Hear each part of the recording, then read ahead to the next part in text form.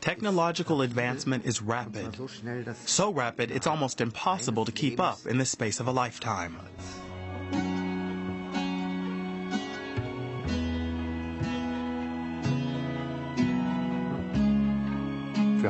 We've discovered thousands of new sites from a range of different periods.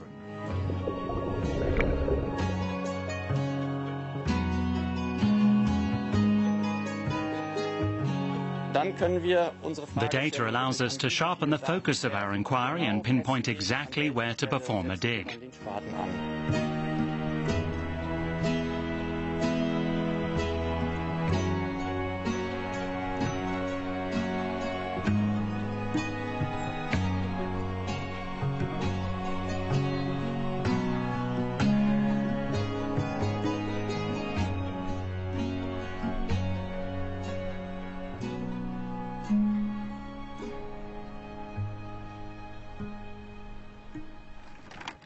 In archaeology, state-of-the-art technology sometimes assumes the guise of an antiquated handcart. While archaeologists Ruth Boising and Roseanne Schott set up their equipment on a meadow, their colleagues nearby are preparing a device that does look more high-tech. The geomagnetic apparatus is so heavy it has to be towed by a vehicle.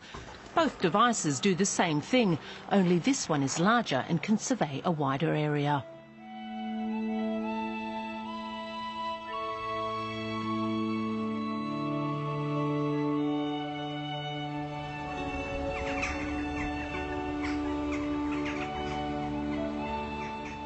A group of German and Irish archaeologists have met up at the old church at Skryne, a 15th century site steeped in mysticism.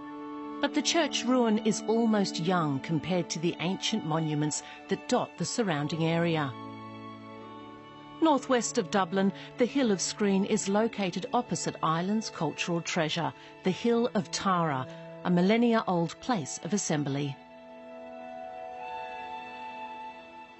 The region is also home to giant megalithic tombs, unique monuments built around 3000 BCE by people who left nothing behind but their graves. A digital reconstruction lends an impression of the graves' interiors, many built in alignment with astronomical events.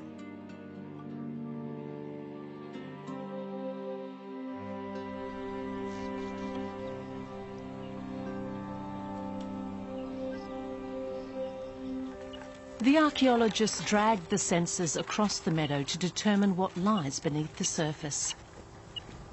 This device is 2 meters wide and equipped with 5 sensors.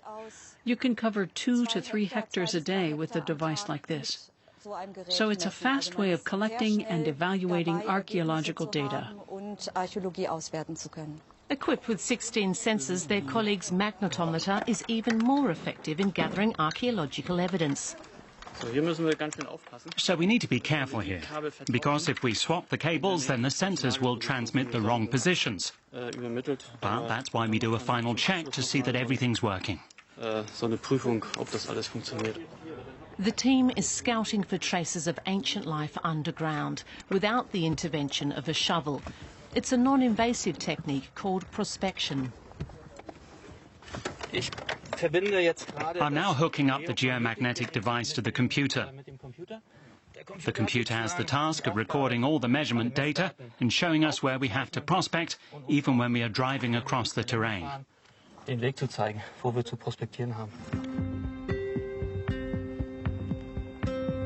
The 16-sensor device is used to take geomagnetic measurements of the ground.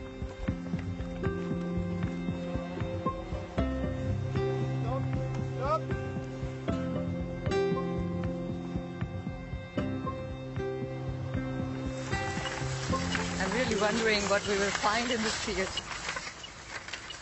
The landscape harbours a history that began thousands of years ago. The archaeologist's job description calls for knowledge, not just of history, but technology too.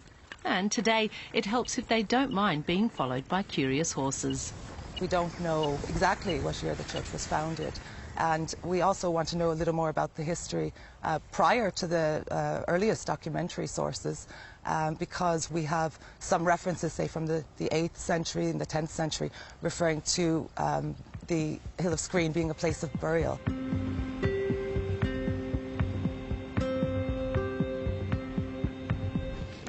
The crosshairs show us our exact position.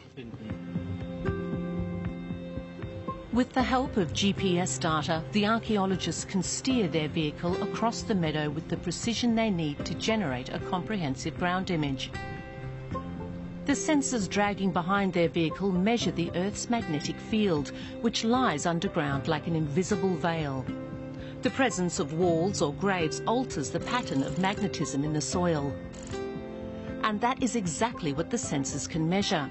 The computer registers these disturbances to reveal a long-forgotten structure, a shadow of the past.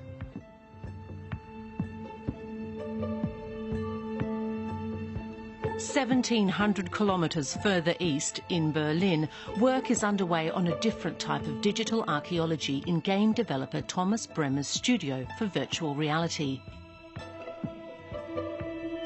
It looks like a game, but it isn't.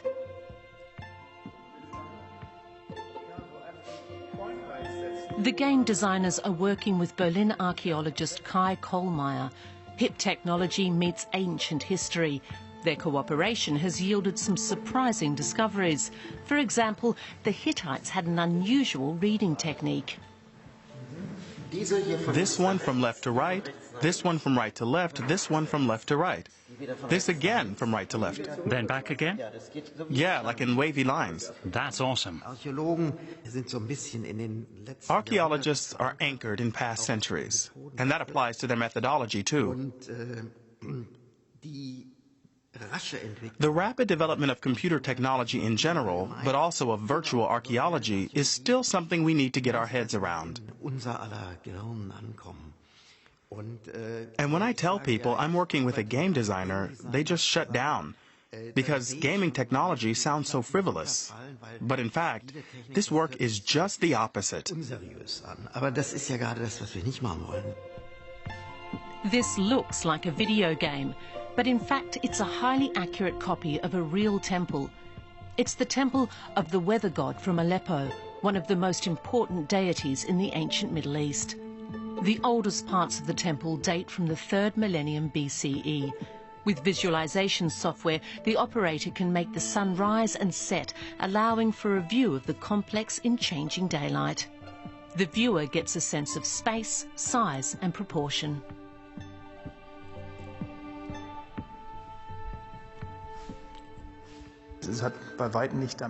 Though we are not really standing in this temple, we can judge and see things very differently than we could on a normal computer monitor.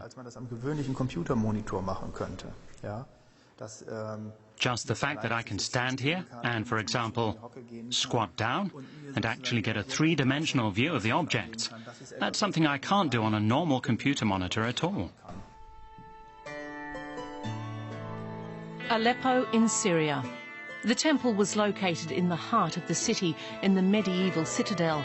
From 2012, rebels holed up inside used the citadel to fire on government troops. The result? 5,000 years of history turned to dust in a brutal civil war. In early 2011, the temple was still intact. Kai Kollmeier's team from Berlin was on site to scan the complex. Security in the country still seemed so stable that the professor didn't just bring along his students, he also took his young daughter on the trip. Below Amelia, you'll see another representation of the weather god mounting his chariot. Here, he's presented as combat ready. What's this? That's the symbol for God, and that's a mace. Initially, it was solely research. But the data acquired new significance through the ravages of the Syrian civil war. We had an unimaginably large amount of data, but when the civil war erupted and we couldn't get there anymore, we were left wondering, what do we do now?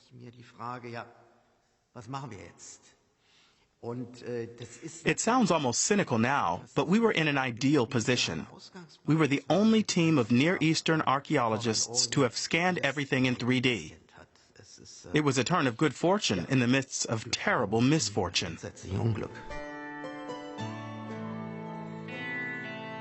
The temple was badly damaged in the war, but at least its memory has been digitally preserved. The scanned data is so precise, the inscriptions are even more legible in virtual reality than they were in real life.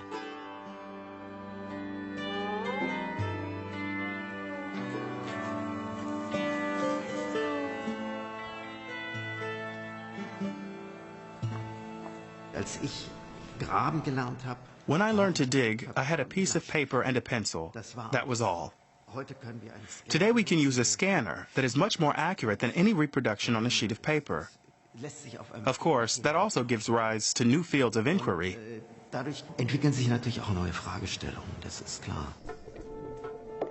The generation of exact copies is a field that also interests maritime archaeologists all over the world. Measuring and marking shipwrecks underwater is one of their most demanding and arduous tasks.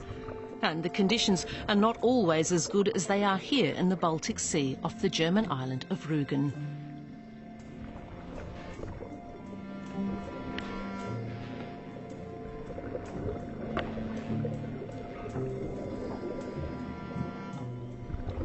Only exceptional shipwrecks are salvaged and restored, like the 14th century Bremen Cog, one of the world's largest ship finds. It took 18 years of expensive conservation work to restore it to its full glory. To learn more about this merchant ship from 1380, archaeologists created a digital model of the cog. The construction of a ship like this is quite special. Everything in the vessel is interconnected. If you move one part by just 2 centimeters, it distorts the entire shape of the ship. So the computer gives you an overview. You're not dealing with a 23-meter-long ship. You don't have to search the entire vessel for the place responsible for a deformation. Instead, you can clearly see how every step you take impacts the entire structure and check whether a given step has changed the overall shape. The technology allowed researchers, for example, to find out how the cog was sailed without ever having to lower it into water. There is a shipwreck off Rügen that is not worth recovering, but it is nevertheless of interest to archaeologists.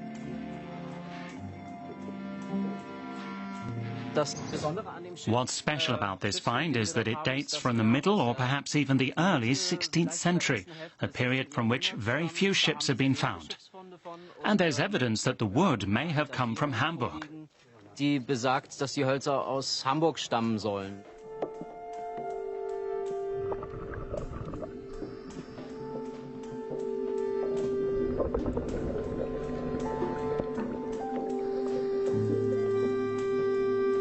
Even today, certain details of the ship can be more clearly rendered if they are copied underwater by hand.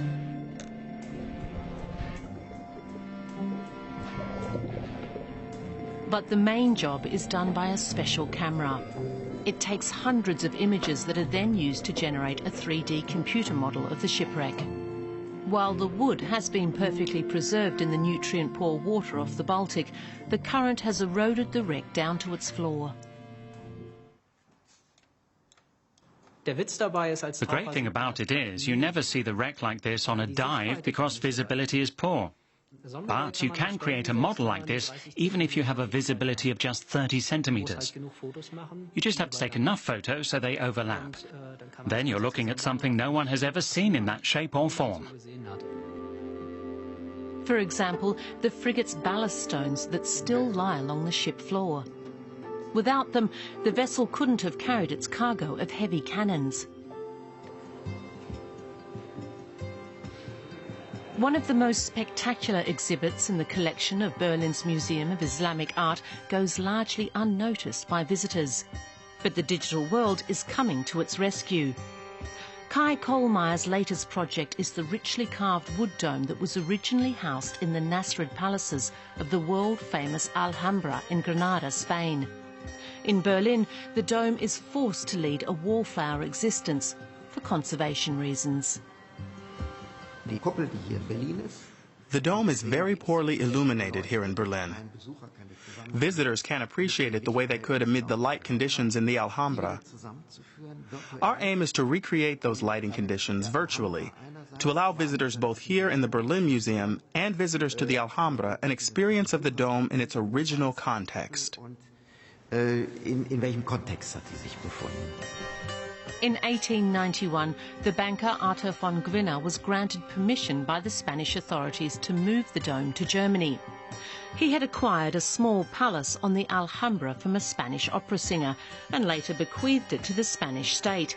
But he decided to keep the dome for himself. For a time, it decorated his villa in Berlin before he donated it to the museum.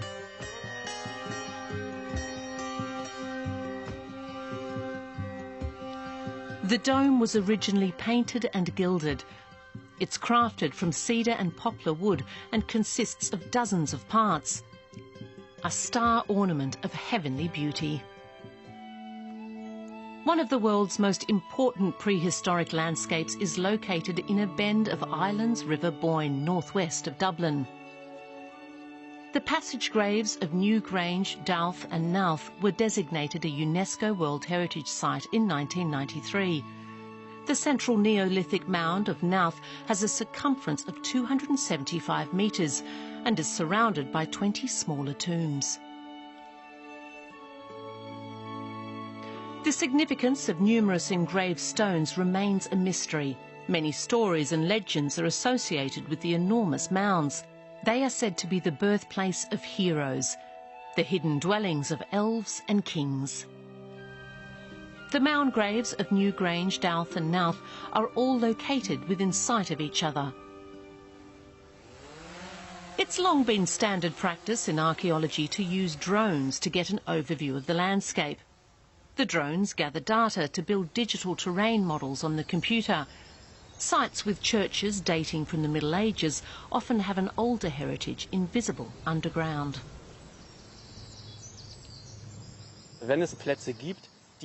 Medieval rulers seeking to exert political, military or religious control over a territory would occupy any place that carried a particular significance. So we use these old sites as a starting point, because it's easy to imagine that with Christianization, these ancient sites were chosen as places to build churches.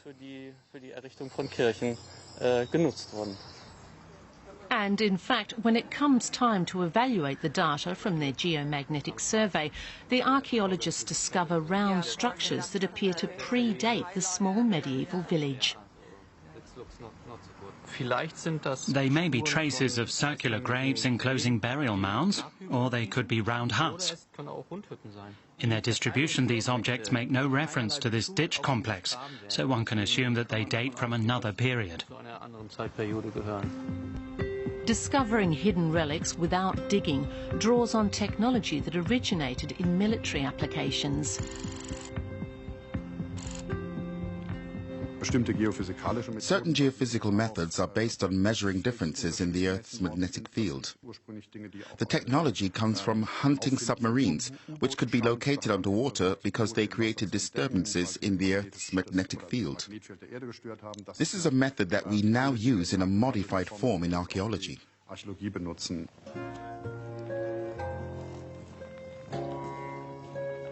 Axel Posluszny is surrounded by traces of the past. His work focuses on the mountain plateau of Glauberg near Frankfurt that was first settled thousands of years ago. The Celts in particular left their mark on the area. Today it is known that the plateau was surrounded by a magnificent wall. It did not serve as a fortification. The slope was steep enough. Rather, it was designed to signal the power and splendour of the Celtic princes. It began here, in the so-called Neolithic age, with the emergence of the first farmers and cattle breeders in the region of the Wetterau. The first settlement up here, the Michelsberg culture, had no ramparts.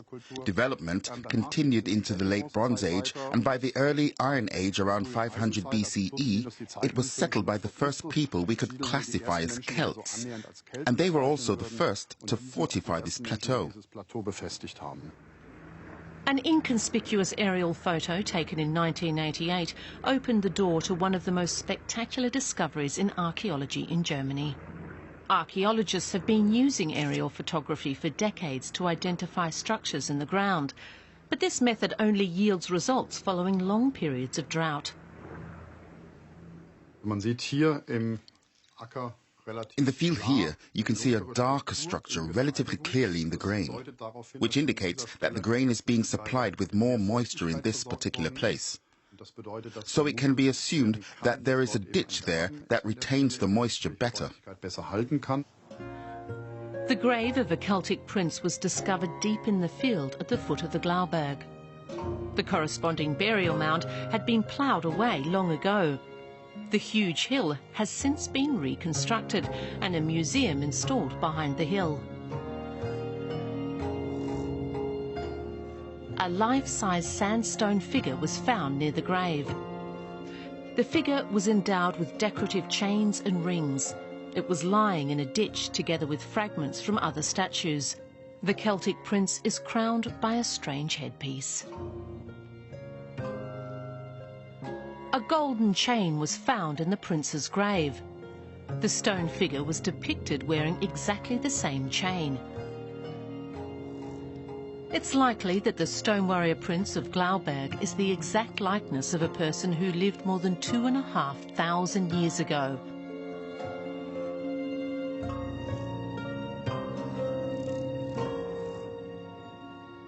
The body in the tomb was found with the same strange headpiece as the one crowning the stone figure.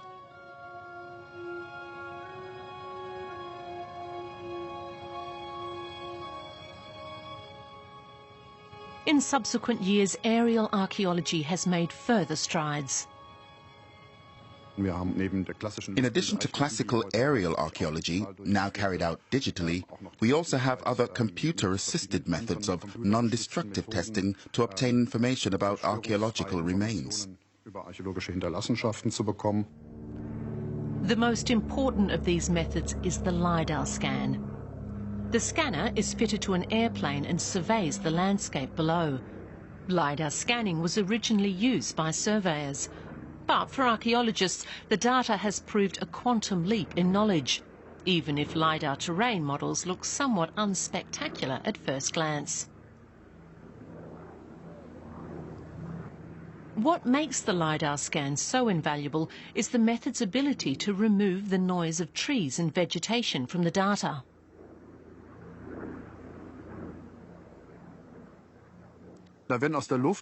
Ground-penetrating radar shoots electromagnetic pulses into the earth from airplanes and sometimes helicopters. These signals are reflected back by any underground structures, and the difference in the laser return times makes it possible to create a 3D image of the terrain. It works in the forest as well, because enough laser light can penetrate through the trees so that we achieve a relatively exact surface image even in the forest. On this image, you can follow the course of the Roman Limes, the border between the Roman Empire and non-occupied regions. This here may have been a watchtower. And here, in the forest, the remnants of a field of burial mounds.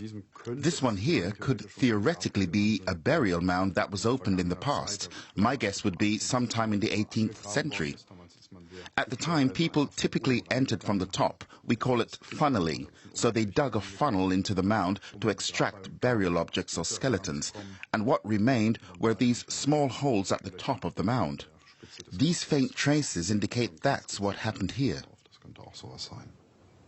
Axel Posluszny discovered a large burial mound very close to the grave of the Celtic prince. A tiny dot on the scanner image, not visible as a grave amid the thicket of the forest. Multiple layers of our past lie beneath the ground we walk on.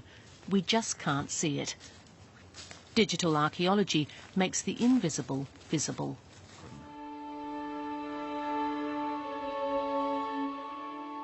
In Ireland too, the number of discovered monuments has increased 100-fold with the use of modern prospecting methods.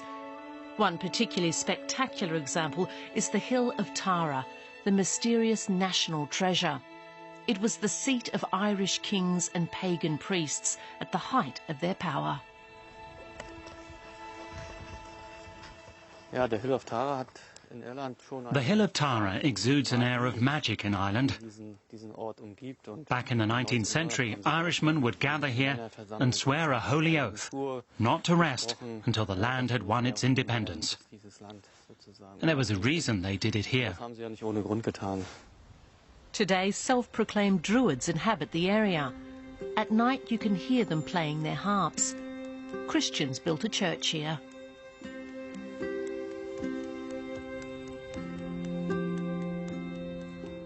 Ruth Boising and Roseanne Schott systematically stride the length and breadth of the meadow on the expansive plateau with their magnetometer.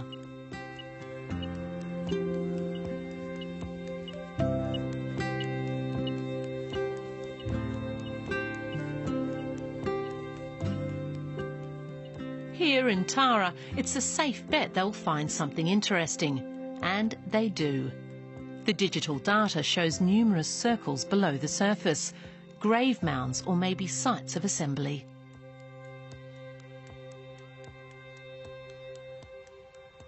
When we first started investigating Tara, there were about 25 monuments known, these monuments that are visible. But through geophysical survey, we know there's more than 100 monuments, a lot of which you can't see above ground are buried beneath the surface. Old maps can give clues to vanished structures.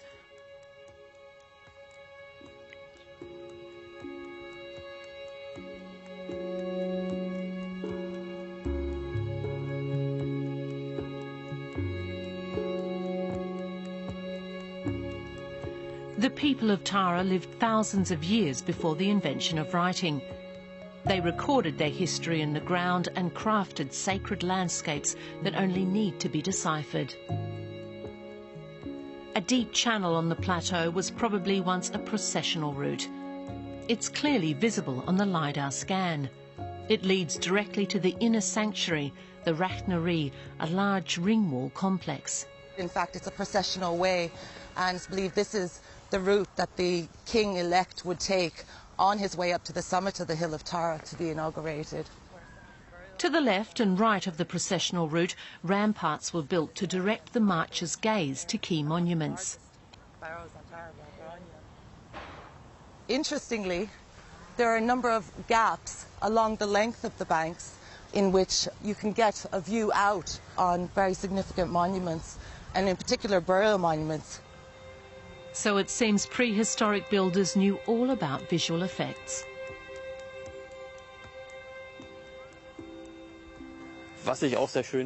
What I personally find particularly appealing is that up here you're afforded a wide view of the landscape surrounding Tara. And there are similar monuments on many of these mountains and hilltops. Not in the abundance we find on the Hill of Tara, that is truly unique. But there are also individual monuments which ultimately may have a common point of reference. The Hill of Ward is another site that harbours a mysterious sanctuary. Students from Dublin are digging their way into the hill at precisely defined points. According to legend, Halloween originated on the Hill of Ward, a pagan festival of fire on the night of October the 31st. And, in fact, the students do find a large amount of animal bones, an indication that people here may have come together for large celebrations with copious amounts of food. Irish archaeologist Stephen Davis has surveyed the hill, but he was unable to find anything with geomagnetics. He has a simple explanation. One of the problems with using magnetic survey here, which is what we might have used across the rest of it, is all this heavy burning that you've seen behind you. Because all this heavy burning is very heavily magnetic, just because it's been burned. So the whole thing really lights up and you can't see anything at all. So with Earth resistance in this case, though, we can see that this big mound behind us here is actually defined by a stone wall, which is actually what we're taking out now in this case. So that's why we dug here. We've dug a small section into the side of this mound with the stone wall in the centre. Geoelectric surveys measure the soil resistance and create images of structures underground. Only now can researchers identify the various walls and ditches in the complex. Were rituals really celebrated and large bonfires ignited here overnight on October the 31st? Archaeological clues could confirm the theory. This is a layer of burning. Okay, so the burning took place before whatever happened here, and it's fallen down onto it. So, and this extends all the way out here. So they have a fire festival here now, but it's hypothesized to have had a fire festival going back almost into the Iron Age. There are medieval references to priests and druids meeting here and lighting a great fire, but those references would be several hundred years after it would have happened, so we always treat them with a certain skepticism. But we are finding a lot of evidence of fire here, so who knows? Aside from graves and ritual sites, the people who built these complexes left only one thing behind: the bodies of their murdered kings. Their bog bodies are on display at the National Museum of Ireland in Dublin. The graves and their dead are the only testimony of early Irish people, a people who had no written language.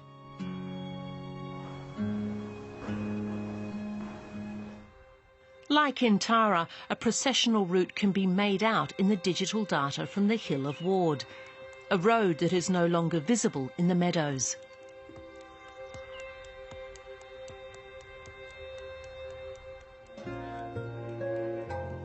The same was true of the Celtic burial ground on the Glauberg.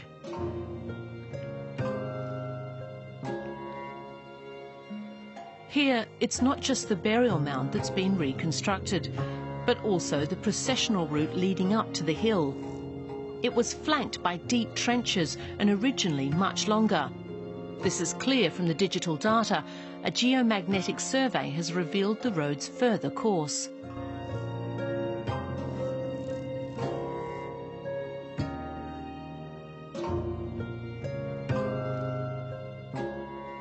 Today, it's known that the road was bordered by a high wall, which was up to 12 metres wide at the base. Visitors could only see the grave mound after turning the corner. Researchers believe the hill was even whitewashed. Like in Ireland, the structures here were designed with visuals in mind and astronomically aligned. It's not a road that marks a path from A to B. It's aligned with the southern major lunar standstill, an astronomical phenomenon that occurs every 18.6 years. So it was possible to devise units of time without a calendar, without a watch, over a longer period of time.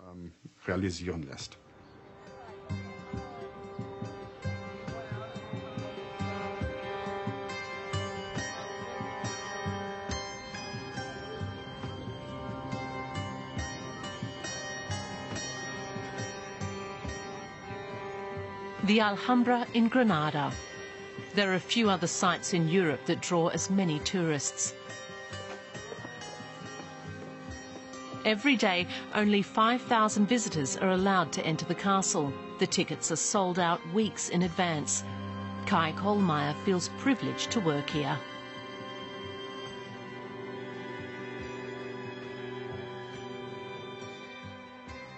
Kohlmeier and his team have been working for days at the Palazzo del Partal, the villa that belonged to a sultan, then to an opera singer, and then a German banker from Berlin. It was from here that Arthur von Gwinner removed the decorative dome in 1891. It was replaced by a poor copy. It's really a great feeling to be able to get a sense of the dome's original setting. The aromas, the views through the windows, all make for an entirely different experience than if you're standing in a museum and looking up in a dimly lit room. Every detail of the chamber is carefully documented with a high-performance scanner. Watching the lengths being gone to here, one can't help but ask why Berlin doesn't just return the dome to its original home. The archaeologist calls such considerations ahistorical. The dome was brought to Berlin legally. There's no question about it. It now has its own story, and that story includes that of its previous owner, the German banker who acquired it and brought it to Germany. He incorporated it into his own villa there, and then, via a detour, it arrived at the Berlin Museum. This story belongs to the object's provenance. It can't be ignored. The digital reconstruction reveals the chamber's long-lost splendour. The original dome, housed in the Berlin Museum, has been integrated into this virtual reality experience. The dome from this chamber was one of the oldest components of the Alhambra, probably carved around 1320. Even if the dome was still in place here, the tower chamber is too small to accommodate the Alhambra's 5,000 daily visitors. No one would ever get a glimpse of it here.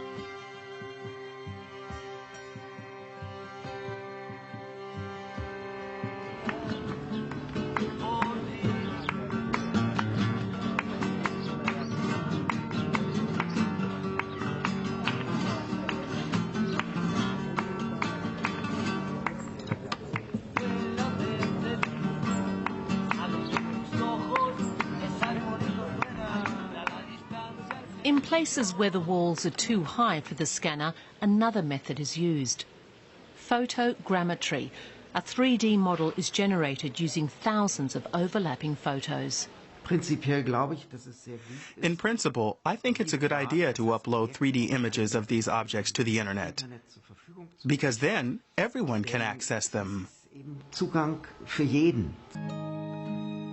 In Ireland, scientists are a step ahead. Many scanned objects have already been posted on the internet.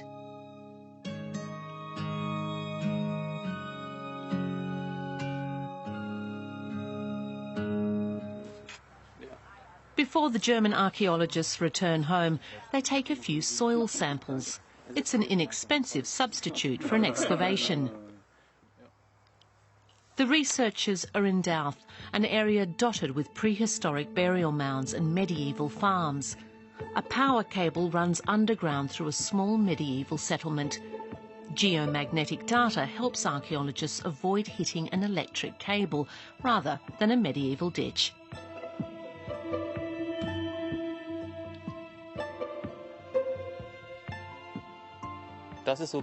That's the big difference today. In the ideal scenario, I already know a tremendous amount about the site before I start my dig, and that enables me to plan the dig very precisely. Generally, the areas of excavation are much smaller than they used to be, because I simply don't have to search as much as I used to.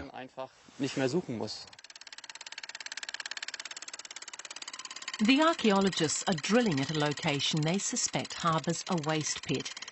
Like modern garbage bins, their historical predecessors say a lot about the living conditions of the people who lived here.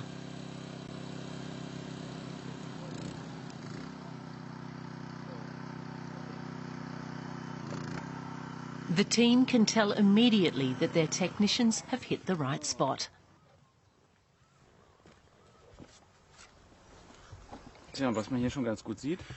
What you can see quite well here is the lowest layer that we still had on the drill head and that there is charcoal in it.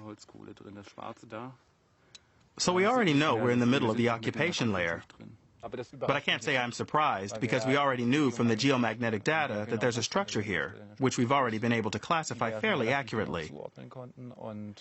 If we hadn't found this, it'd be an indication that we'd messed up our measurements. But it was accurate.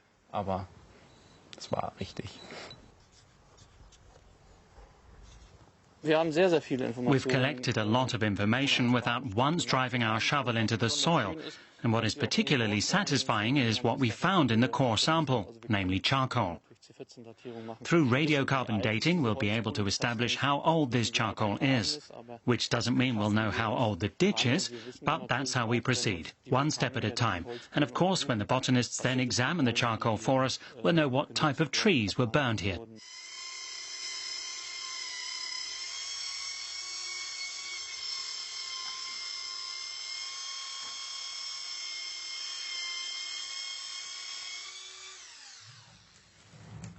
The soil samples undergo further testing in Frankfurt.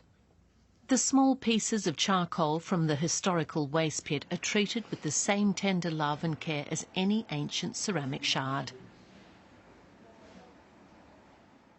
Finally, the soil is pulsed with X-rays to break down its chemical components. Knut Rasman is hunting for a very specific element.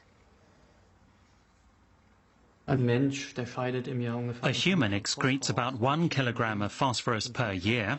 In cattle, it's about 8 kilograms. If we have a lot of phosphorus, it's probable that it's from the feces of humans and animals. So it's an early indicator of the length of time this spot was settled. Was this settlement used for a short time or a longer duration? The higher the phosphorus impact, the higher the probability that the settlement was used for a long time.